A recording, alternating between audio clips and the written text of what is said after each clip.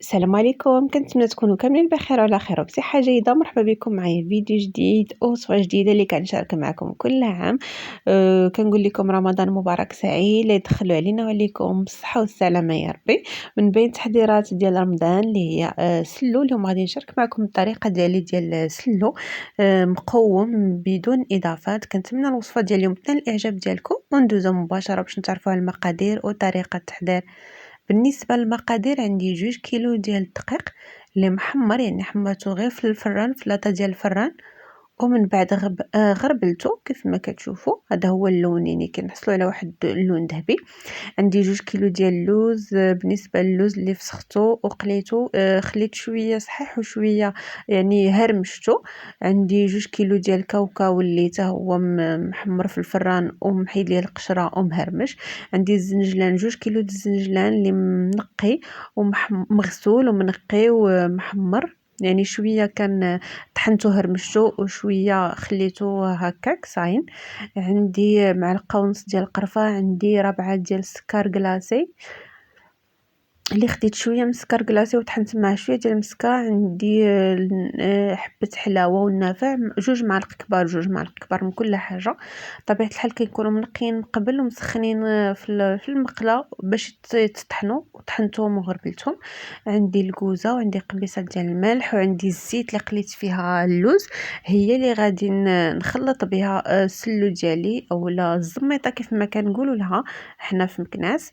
غادي ناخذ البانيول يعني كبير، غادي نخلط فيه المقادير كامله اللي فيه 2 كيلو ديال الدقيق. غادي نزيد عليه الزنجلان، 2 كيلو د الزنجلان، 2 كيلو ديال اللوز كيف ما كتشوفوا. يعني اللوز هرمشت الكميه وكميه اللي بقات خليتها هكاك صحيحه.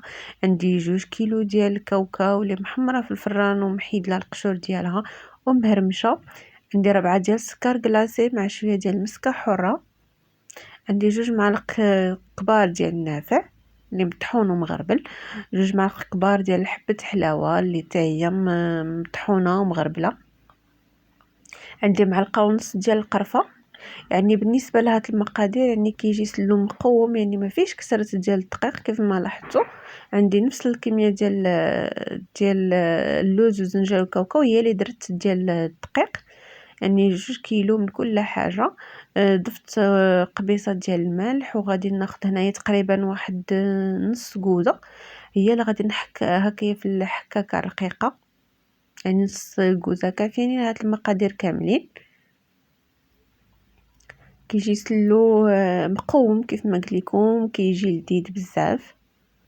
كنتمنى الوصفه ديال طريقتي ديال سلو تعجبكم.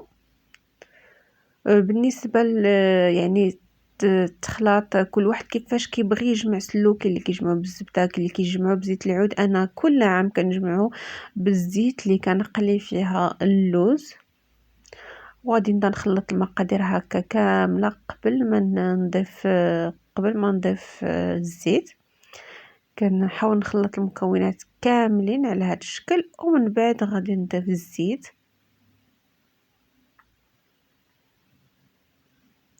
الزيت تحاولوا تخليوه حتى يبرد ولا حتى يدفى مزيان عاد ضيفوه. وغادي نضيف الزيت هكايا كامل، يعني ميزاني. بالنسبه للزيت انا ضفت كامل ديك الكميه هي اللي غادي تكفيني باش غادي نجمع سلو. غادي نخوي حتى دوك التفريتيات ديال اللوز اللي حمرت في هذا الزيت، وصافي غادي نبدا نخلط هكا السلو ديالي على هذا الشكل. نخلطو مزيان يعني من التحت، ونبدا هكايا بحال شكل ندلك بيديا حتى يتخلط لينا سلو مزيان. يعني الطريقه سهله. اللي صعيب في السلو اولا في الزميطه هو داك التنقيه اللي كيكون في الاول ديال الزنجلان واللوز فاش كنقيوه كاوكاو. بالنسبه للتخلط يعني تيكون ساهل بزاف. صافي غادي نبدا ندلك هكايا بيديا حتى يولي عندي سلو يعني هكايا مجموع. وبالنسبه للقوام يعني نتوما كيف ما كتبغيو، واش كتبغيوه مجموع مزيان اولا معلك اولا كيكون هكا تيبقى شويه مرمل. أن بالنسبة ليا السلو كيعجبني يكونوا بالنسبة للمقادير يكونوا مهرمشين ويكون معلك، يعني فازق، ما يكونش مرمل. صافي نبدا ندلك بهذا الشكل تنكمل. وهذا هو الشكل النهائي ديال السلو ديالي، كيجي معلك مقوم، تيجي لذيذ بزاف. كنتمنى الطريقه ديالي تعجبكم وتجربوها. وكنقول لكم رمضان مبارك سعيد اللي دخلوا علينا وعليكم بالصحه والسلامه. وان شاء الله غادي نتلاقاو في وصفه جديده مع في تحضيرات رمضان. وكنقول لكم بسلامه.